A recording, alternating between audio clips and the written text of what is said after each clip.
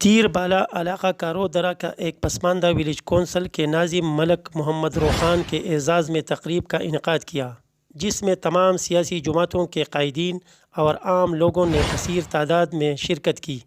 اس موقع پر خطاب کرتے ہوئے مقررین نے کہا کہ محدود وسائل کے باوجود ہمارے سابق ناظم نے عوامی مسائل کے حل پر بھرپور توجہ دیا اور ترقیاتی منصوبے مکمل کیے اور اپنی فرائض کو بہترین انداز میں ادا کر دیے ہیں،